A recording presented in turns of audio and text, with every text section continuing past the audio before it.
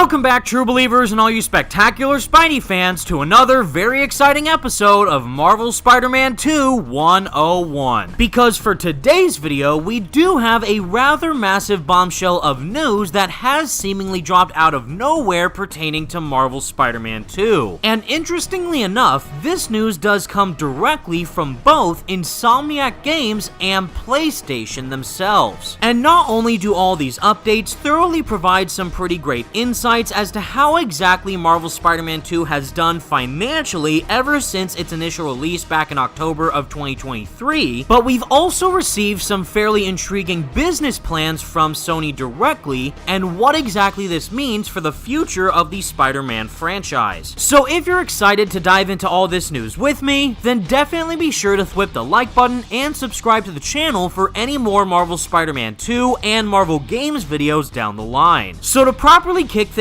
off with a bang is that we did recently receive this extremely celebratory post from Insomniac Games, who does directly discuss the overall sales numbers that Marvel's Spider-Man 2 has accumulated. And coming from Insomniac directly is that today, we're honored to celebrate an amazing milestone. Marvel's Spider-Man 2 has surpassed 10 million units sold, bringing the game series sales to an astounding 50 million units. Thank you for the support and making this spectacular journey possible. Hashtag be greater together. So to put things short and sweet, everybody, is that this is an absolutely massive accomplishment for everyone over at Insomniac, Marvel, and PlayStation, and thoroughly displays that the entire Insomniac Spider-Man franchise, especially as it stands right now, is an utterly ginormous critical and commercial success. But to put all these sales stats into an even better perspective is that we do have this article from IGN, which does go on to analyze just how impactful these sales are for Sony as a whole. Where IGN went on to write is that Sony said previously that Marvel's Spider-Man 2 was the fastest selling PlayStation Studios game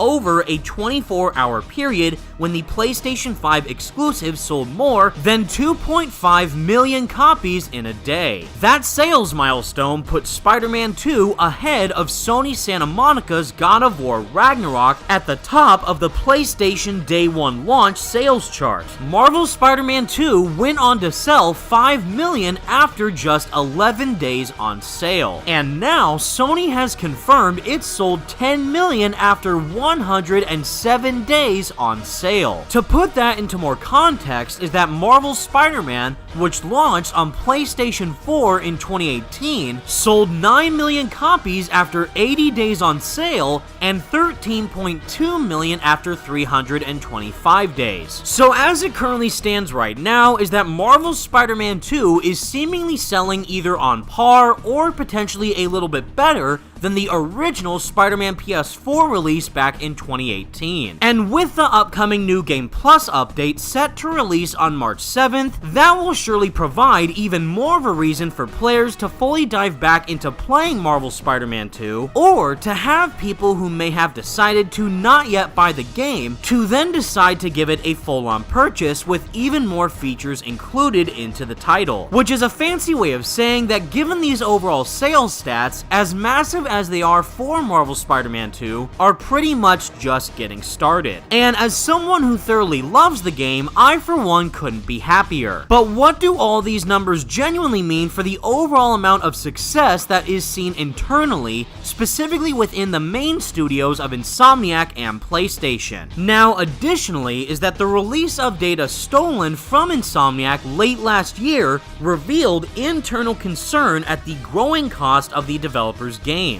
According to Kotaku's report on the breach, is that Marvel's Spider-Man 2 development costs ran $30 million over the original $270 million budget, and ultimately needed to sell 7.2 million units to break even. The latest sales figures suggest that Marvel's Spider-Man 2 has now veered into profitable territory, although Sony has yet to confirm that itself. And to directly segue into our next segment of news is that while Marvel's Spider-Man 2 appears to have been successful for Sony, the company signaled a sparse year for big first-party exclusives, where Sony said that it will not release any major existing PlayStation franchise games before April of 2025, ruling out big new sequels in the likes of its God of War and Spider-Man series. Now, even though this might sound a bit disappointing and a bit concerning at first glance, there is actually a lot more to this news than meets the eye. And once again, as reported by IGN, is that as revealed by Sony during a financial call, PlayStation does not plan to release any new major existing franchise titles next fiscal year,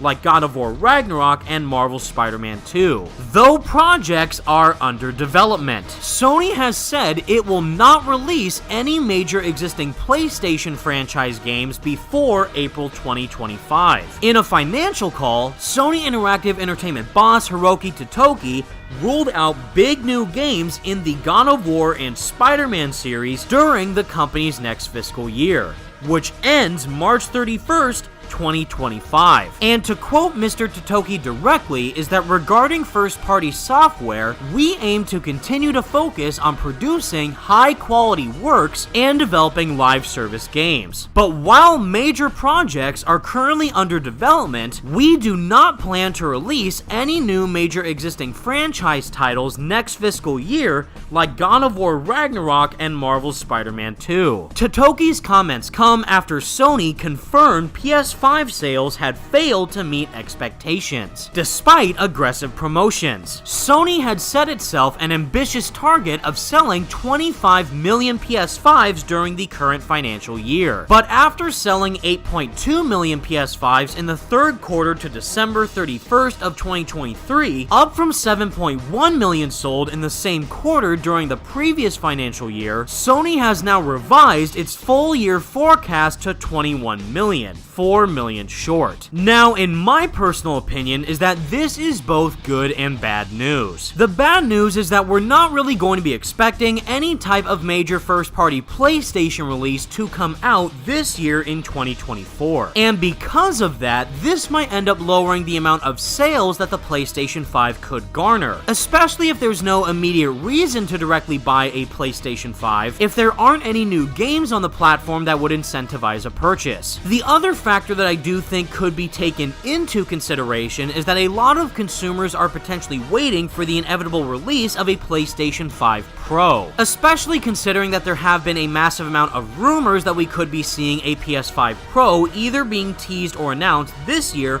or next year. So if the majority of consumers are potentially waiting to possibly buy the best version of the PS5 platform, then I think that would make a lot more sense. But primarily, the main thing that a lot of people look forward to when it does come to PlayStation is the games that release on that console, which now brings us directly to the good news. Even though we aren't expecting anything to release this year in 2024, there is a very likely chance that we could end up seeing a lot of massive reveals directly coming from Sony Interactive Entertainment, as well as what all the first-party PlayStation studios are currently working on, of course mainly in the case of Insomniac Games themselves, after the fiscal year is over once March 31st of 2025 passes. Now, because of this news, I don't necessarily know whether or not this means that we could see a PlayStation showcase occur within summer of this year, considering that that's exactly what we saw last year in the summer during 2023, where we originally saw the gameplay reveal for Marvel's Spider-Man 2. Or on the other hand, we could see another type of fall PlayStation showcase like what we saw in 2021, where we did see the original reveal trailers for both Marvel's Spider-Man 2 and Marvel's Wolverine. But the biggest thing to take away from all these points is to how exactly this might impact the production pipeline going on at Insomniac, considering that we already know that they're obviously planning for the future of their Marvel games lineup with Marvel's Wolverine and the inevitable final chapter of their Spider-Man franchise with Marvel's Spider-Man 3. But just like what we saw with Marvel's Spider-Man Miles Morales, is that they were working on and inevitably released a much more smaller title in comparison to what we saw with Spider-Man PS4 and Marvel's Spider-Man 2, which still managed to engage the community within their main franchise, as well as deliver a brand new story, brand new gameplay mechanics, and most importantly is, at the time, it gave people a reason to want to buy the PlayStation 5 platform, considering that Miles Morales did launch on both the PS4 and the PS5, but it obviously ran and looked far better on the PS5 platform in comparison. So to put everything that I just said in the most easily understandable way possible, is that if PlayStation still wants to make sure that they sell units of PS5s to their overall consumer base, and they did already officially confirm that there are still a lot of major titles currently under development, then it's not too far-fetched to think, especially given the incredible amount of production output that we have seen from Insomniac over these past few years, mainly with that of Marvel's Spider-Man Remastered, Marvel's Spider-Man Miles Morales, Ratchet & Clank Rift Apart, and Marvel's Spider-Man 2 all releasing in less than a 3-year time span. It is highly possible that we could see another major AAA game release from Insomniac to come out